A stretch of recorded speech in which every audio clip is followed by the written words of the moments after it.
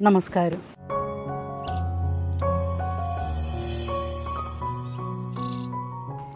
മുഹമ്മദ് നബി ഒരിക്കൽ ബന്ധുവായ അലിയും ഒന്നിച്ച് ഒരു യാത്ര പോവുകയാണ്.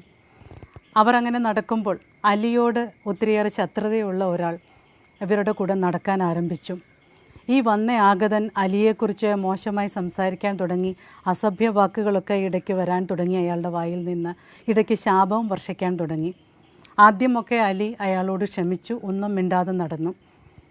കുറച്ചു നേരം കഴിഞ്ഞപ്പോൾ ക്ഷമ നശിച്ചപ്പോൾ അലി അയാൾ പറയുന്ന അതേ ഭാഷയിൽ തന്നെ അയാളെയും തിരികെ അസഭ്യം പറയാൻ തുടങ്ങി. ശാപവാക്കുകളും ഉച്ചരിക്കാൻ തുടങ്ങി.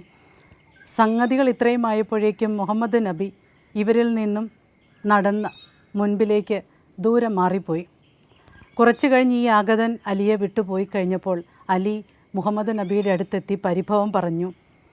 ശത്രുവായ എന്നോട് വൈരാഗ്യമുള്ള ഒരാൾ എന്നോടൊപ്പം നടന്ന് എന്നെ അസഭ്യവാക്കുകൾ പറയാൻ തുടങ്ങിയപ്പോൾ അങ്ങ് എന്നെ അയാളുടെ മുമ്പിൽ ഒറ്റയ്ക്കാക്കിയിട്ട് പോയത് അത്ര ശരിയായില്ല. ഉടനെ തന്നെ നബി അലിയോട് പറഞ്ഞു, ആദ്യമൊക്കെ അയാൾ നിന്നെക്കുറിച്ച് മോശമായി സംസാരിച്ചപ്പോൾ നീ ക്ഷമയോടെ അതൊക്കെ കേട്ടുകൊണ്ട് നടക്കുകയായിരുന്നു. അപ്പോൾ നിൻ്റെ ചുറ്റുപാടും ഒരു കൂട്ടം മാലാഖമാരെ ഞാൻ കണ്ടു. എനിക്ക് സന്തോഷമായിരുന്നു.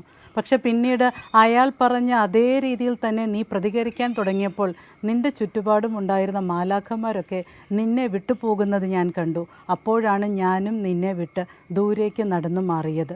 പ്രിയമുള്ളവരെ, നമുക്ക് നാവ് ഒന്നേ ഉള്ളൂ, എന്നാൽ ചെവികൾ രണ്ടുണ്ട്. എങ്കിലും കേൾക്കുന്നതിലേറെ നമുക്ക് താല്പര്യം സംസാരിക്കുന്നതിലാണ്. സംസാരിക്കുന്നതിന് കുഴപ്പമില്ല, പക്ഷേ നാം പറയുന്നത്, സംസാരിക്കുന്നത് ഉചിതമായ വാക്കുകളായിരിക്കാൻ എപ്പോഴും ശ്രദ്ധിക്കണം. നമ്മുടെ സംസാരം എന്ന് പറയുന്നത് നമ്മുടെ ആത്മസത്തയുടെ പ്രകാശനമാണെന്ന് പറയുന്നത് ബൃഹദാരണ്യകോപനിഷത്താണ്. അതുപോലെ തന്നെ സംസാരം എന്നത് നമ്മുടെ വ്യക്തിത്വത്തിൻ്റെ പ്രതിഫലനം കൂടിയാണ്. അതുകൊണ്ട് ഉചിതമായ വാക്കുകൾ ഉചിതമായ സമയത്ത് ഉചിതരായ ആളുകളോട് സംസാരിക്കാൻ നാം എപ്പോഴും ശ്രദ്ധിക്കണം.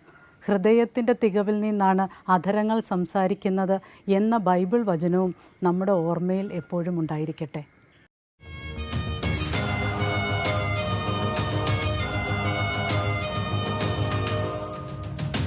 You're watching Media Village Television. If you enjoyed this video, don't forget to like, share and subscribe.